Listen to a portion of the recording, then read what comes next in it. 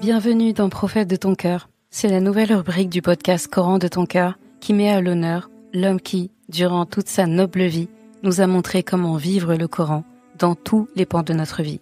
Chaque lundi, au travers d'épisodes courts et concis, tu découvriras ou redécouvriras les beautés du Coran comme elles ont été mises en application dans la vie du meilleur homme qu'ait connu le monde, notre Muhammad sallallahu alayhi wa sallam.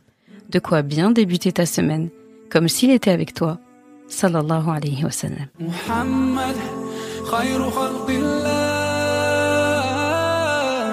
sallu ala rasulillah, habib al-Mustafa. Il y a deux bienfaits dont beaucoup de gens sont dupes, la santé et le temps libre. Un beau hadith du prophète sallallahu alayhi wa sallam que tu trouveras dans le recueil Bukhari.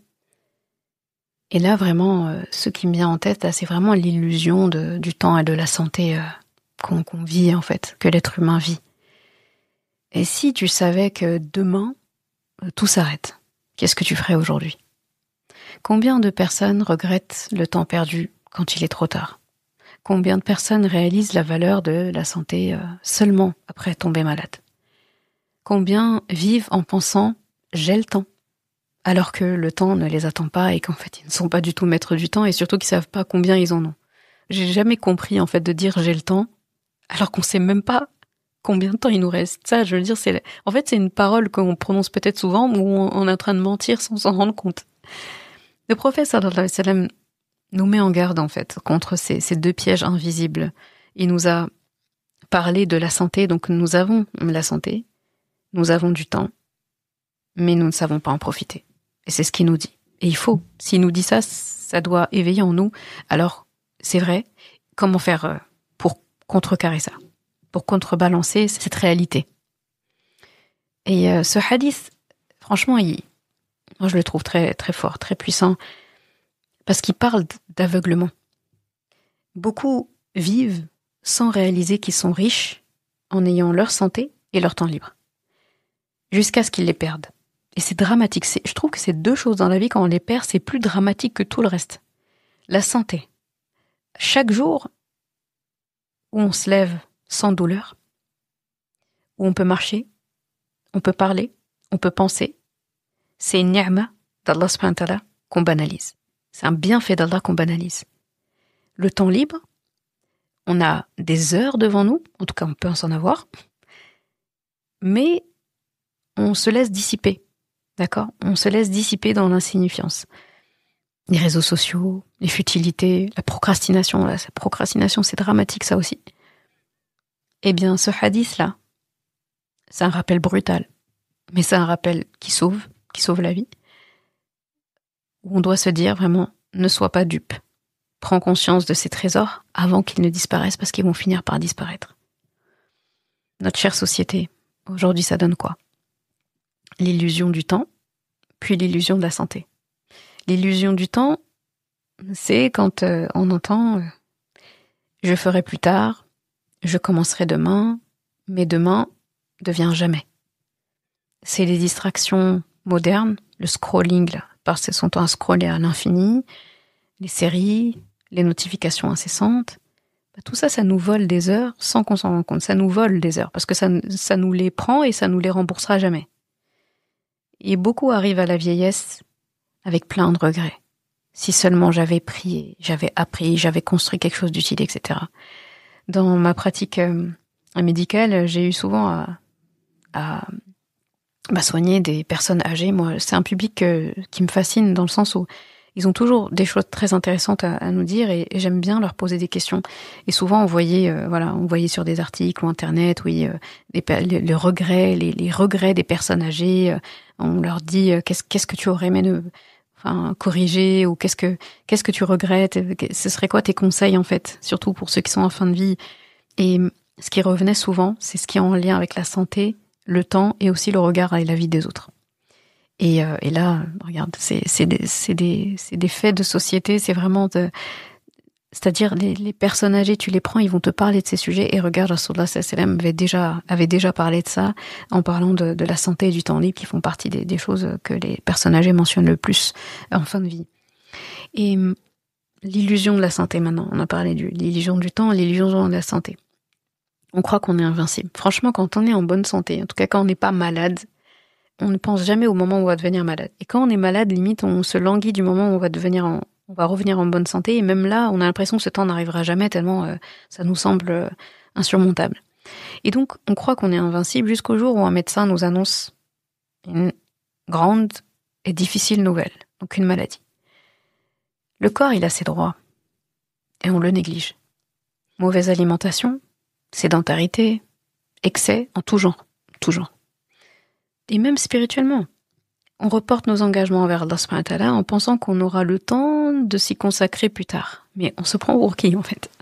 On se prend pour qui? Vraiment, c'est une question que je me pose sincèrement.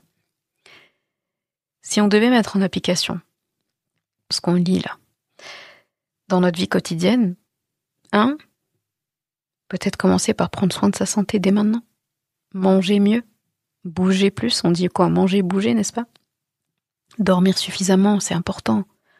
Traiter son corps comme une amana, confiée par Allah. Il faut la traiter comme une amana, parce que c'est une amana, c'est comme si on avait loué du matériel. C'est comme si tu vas dans un sport, tu loues le matériel et tu dois le rendre. On te fait même signer un chèque de caution. Et s'il s'est détérioré, ou la détérioration elle est trop importante, on encaisse ton chèque en fait. Parce que ça t'appartient pas. Et quelque chose que t'as loué ou on t'a prêté, t'y accordes beaucoup d'attention. Tu fais très attention, beaucoup de précautions. Pourquoi avec Allah subhanahu wa ta'ala on agit comme si ce corps il nous l'avait offert définitivement, ou bien comme si c'était même pas lui qui nous l'avait offert et qu'on l'avait fabriqué de nos propres mains. Bon, fabriquer son corps de ses propres mains, c'est un peu compliqué, mais fabriquer nous-mêmes. Déjà, on peut pas se fabriquer, donc déjà, ça ne marche pas. Mais pourquoi est-ce qu'on agit comme si ce corps était à nous depuis le début? 2, valoriser son temps libre. Éviter le gaspillage de temps dans les distractions qui sont inutiles et qui nous apportent rien. Et très souvent, quand c'est inutile, il y a des paroles futiles, donc lahwa al-hadith là, ou bien le larro. Vraiment l'arrow, donc c'est les paroles vraiment futiles au point de devenir néfastes. Ça, il faut qu'on arrête. Planifier chaque jour un moment parce que si on dit qu'il faut utiliser notre temps bien et qu'il faut enlever les nombreuses distractions ou ce gaspillage, ça veut dire qu'il faut réemployer ça dans autre chose. Le but, c'est pas d'avoir du temps libre vide et regarder le ciel. C'est de remplacer ça par des choses qui ont de la valeur. Des choses qui vont nous ajouter notre valeur ici-bas et qui vont nous rajouter en valeur dans l'au-delà. Donc là, numéro 1, Coran, voilà, c'est aussi simple que ça. Quelques minutes par jour, c'est déjà bien. La prière, ça, les prières obligatoires, on les a. Les surérogatoires, pourquoi est-ce qu'on n'est pas abonné à ça? Pourquoi est-ce qu'on n'est pas abonné à ces 12 unités par jour, comme j'en ai parlé dans un épisode? Ces 12 unités par jour, pourquoi on n'est pas abonné en fait à se construire des maisons au paradis comme ça tous les jours?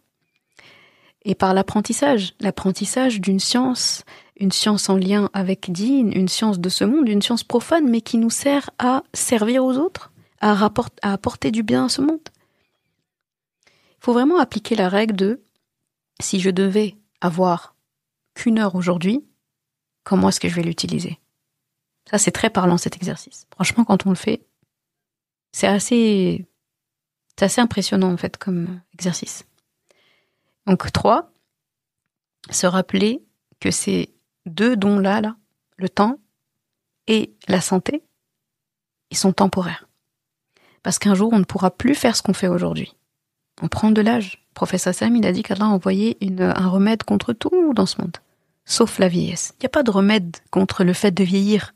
Tu peux pas empêcher. Pour ça, quand je vois des trucs anti-âge, etc., des crèmes anti-âge, je me dis, mais c'est quoi? C'est pas anti-âge. On doit dire pro-âge. On accompagne l'âge. On ne lutte pas contre l'âge. Faut s'éloigner, les produits qui disent anti-âge, faut justement pas les acheter. Pro-âge. Pro-âge. C'est ça. De toute façon, tu vas lutter quoi? Tu vas aller dans le sens inverse. Est-ce que tu peux... Allah, il te fait aller devant, là. Il te fait gagner des années, avancer plutôt dans des années, t'approcher même de la mort. Est-ce que tu peux faire sens inverse? Est-ce que sur un tapis roulant qui va dans un sens, c'est agréable de marcher dans l'autre sens? Même si les enfants s'amusent à faire ça des fois. C'est désagréable. En plus, on va pas vite du tout. Et ça nous demande beaucoup d'énergie. Alors que marcher sur un tapis roulant dans le sens du tapis roulant, non seulement t'es emporté par le tapis, donc du coup, même si tu stagnais toi, bah, tu bouges quand même. Et en plus, et ça c'est la vie elle fait ça. De toute façon, tu veux pas, ça avance. Ah, elle est bien la métaphore du tapis roulant. J'y arrive pas à penser. On va pousser ça. Quand tu es sur le tapis roulant, au bout d'un moment, le tapis roulant est fini. Et tu vois la petite, la petite frontière là, le petit cap entre le tapis roulant et la surface plane, on va dire, la terre ferme. Et ben, si t'as pas préparé ça et que t'es sur ton tapis roulant, t'as pas bougé, tu marchais pas, bah il y a ce truc où tu peux t'emballer, tu peux trébucher et vraiment te faire mal si tu fais pas attention. Tu t'emballes les jambes. Alors que si t'as préparé, et mieux, si t'étais en marche, tu marches sur le tapis roulant, après tu continues de marcher sur la surface plane là, et ben du coup c'est une continuité. Donc la vie c'est ce tapis roulant qui de toute façon t'emporte vers la destination que tu veuilles ou non. Et en fait sur le tapis roulant tu peux avancer plus vite. Tu peux avancer plus vite, pas dans le sens vitesse, mais dans le sens utiliser à bon escient ce temps où t'es sur le tapis roulant. Elle est sympa cette métaphore. Inventée à l'instant. Donc, faut vraiment se rappeler que ces deux dons-là, ils sont temporaires. Donc, faut saisir l'instant qu'on a maintenant. On n'a que notre présent. Le passé, il nous appartient plus, le futur ne nous appartient pas encore. Mais le présent, il est entièrement à nous. Donc, c'est lui qu'on prend. C'est lui qu'on prend. Il faut se dire que chaque minute compte. Dans une heure, il y a 60 minutes. Enfin, tu te rends compte qu'une minute, c'est 1/60e de ton heure, quand même. On peut pas dire c'est rien. 1/60e, c'est pas rien. C'est pas rien du tout. Parce que c'est plusieurs minutes qui composent une heure. Donc, la petite minute, là, il faut pas la négliger. Et chaque minute, en fait, faut se dire, c'est un capital qu'on ne récupérera jamais. On aura une autre vie après la mort. On va pas rattraper ces minutes-là. On va passer à autre chose. Et cette fois-ci, ce sera pas des choses où on pourra rectifier le tir, ce sera des choses définitives. Donc en conclusion, ne sois pas de ceux qui réalisent la valeur des choses qu'une fois que ces choses ont disparu. Il faut que tu te poses cette question. Si tu perdais demain ton temps libre ou ta santé, qu'est-ce que tu regretterais de ne pas avoir fait aujourd'hui? Voilà la question. Le temps et la santé sont des clés. Je pense que tu comprends ça maintenant. Et aujourd'hui, est-ce que tu les utilises vraiment? وَمَا أَرْسَلْنَاكَ إِلَّا رَحْمَةً لِلْعَالَمِينَ. Et nous ne t'avons envoyé que comme rahma pour l'univers.